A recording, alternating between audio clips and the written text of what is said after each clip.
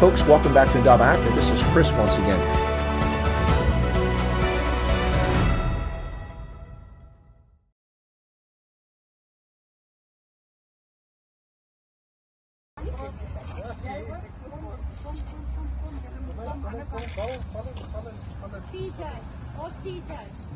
TJ.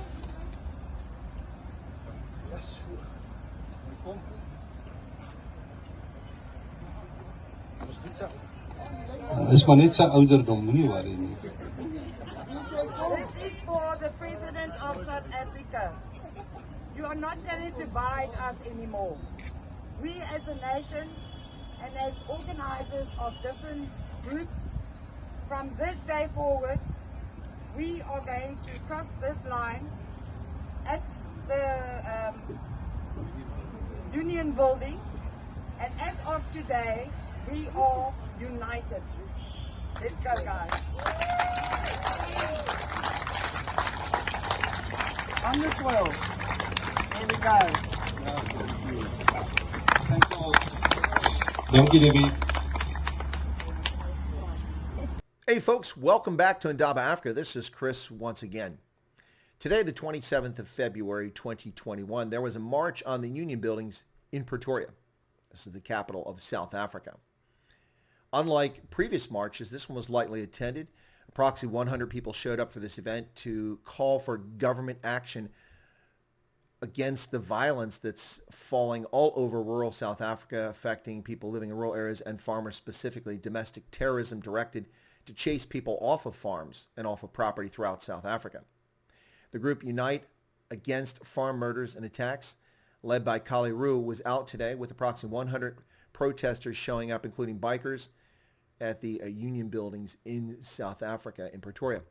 Now, Jacaranda FM covered this, and here's a short interview with Kali Roo on Jacaranda FM in which he calls for government action.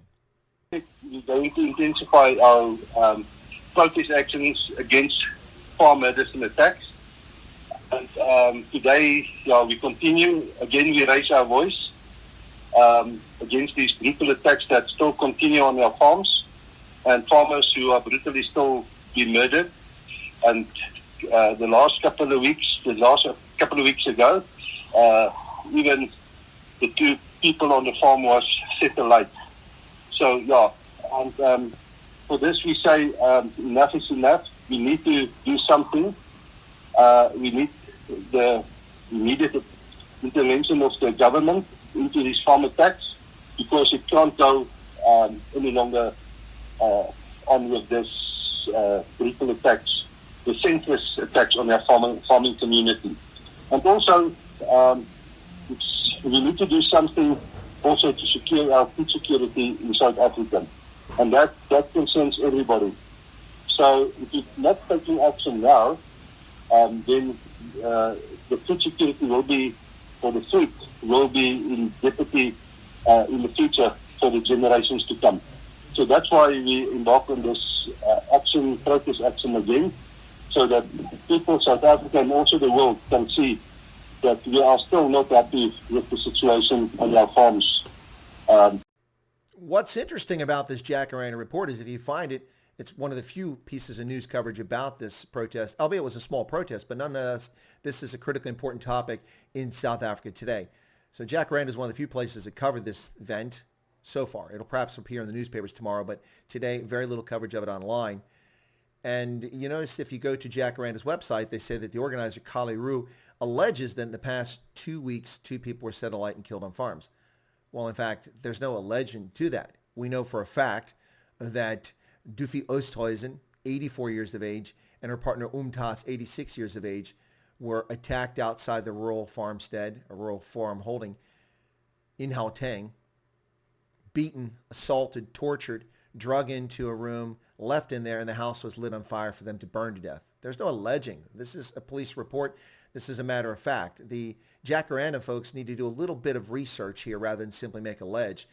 Using the term allege gives the impression that Kali Roo is making some sort of false statement or unproven statement, when in fact we know it's true. And if you missed that before YouTube censored me, you will have been able to watch my interview, which now is on Facebook and on Rumble, also on Odyssey. You'll catch my interview with Adrian Roos, MP for Gauteng, who talked about these rural farm murders and about this one specifically. This brutal slaying of these octogenarians by vile domestic terrorists is off the charts. Nonetheless, this event today attracted a small crowd. We saw massive audience, or massive number of people turning up for the biker rally last fall, then the car rally after that, and then, of course, the sad annual event at the Withuis Monument. This is a place where white crosses are put up to commemorate those murdered on farms and in rural South Africa, and sadly, the hill gets fuller and fuller each and every week. Lots of crowds showing up for that. Also, big crowds showing up for protest against the lockdown in Cape Town. However, this was a rather small protest. The reason I highlight the number is not to dismiss the rally, but to point out that this is a topic that since last August through November, which got a lot of attention in South Africa's press, has disappeared off the radar screens. Yet the violence and horrific murders of South Africans in rural South Africa continues unabated. We've seen several murders take place in December, and already now we see murders taking place in 2021 on farms and in rural South Africa. What's this all about, folks? Well, the government can't be bothered to list rural insecurity and farm murders as a priority crime.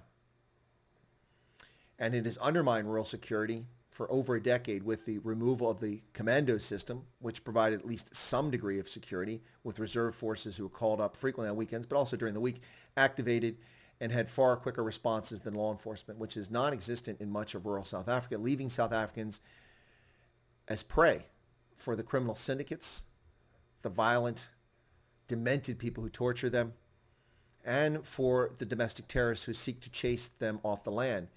And for those who are a little confused and seem to think this is a white issue, it's not a white issue. It's an issue that affects all South Africans, and not for the argument that most people make that farmers feed the nation. Quite frankly, if the farms stopped producing food, South Africa would not starve. Western countries would never allow South Africans to starve. They would donate the food. So it's a legitimate concern, but it's not the real reason. This is a morally repugnant activity, and it is domestic terrorism. When the Boermag roars its tiny little voice, the security services in South Africa managed to put more of their undercover agents in the Boermag than they were actually Boermag members, and then puts them in jail and locks them away forever. Pagad, when it came about, People Against Gangsterism and Drugs, was ignored by the government for a long period of time. But eventually, after they bombed the plant in Hollywood, they could no longer be ignored. And in short order, the intelligence services shut down Pagad's terroristic activities. Yet, there is clear domestic terrorism taking place in South Africa, and the government of South Africa does nothing about it.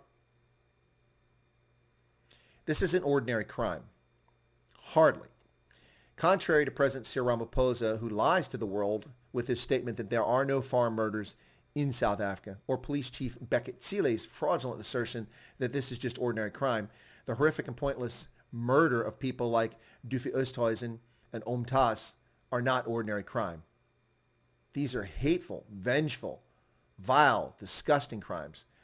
The torture and murder of Brendan Horner in the Northern Free State, not an ordinary crime.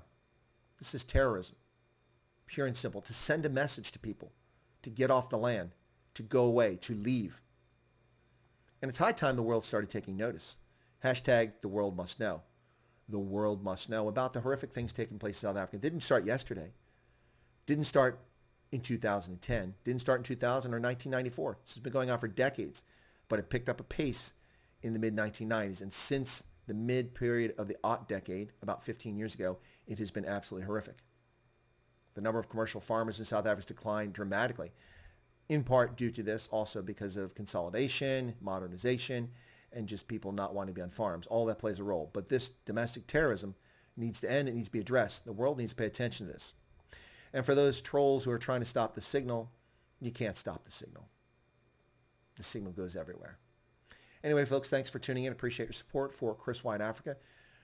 Take care and hang in there. And let's keep spreading the word about this horrific nonsense taking place in South Africa as the government callously sits by and ignores the plight of South Africans, white, black, brown, and Indian. Coloreds, blacks, Indians, whites, all commercial farmers murdered in South Africa just in the past 5 months.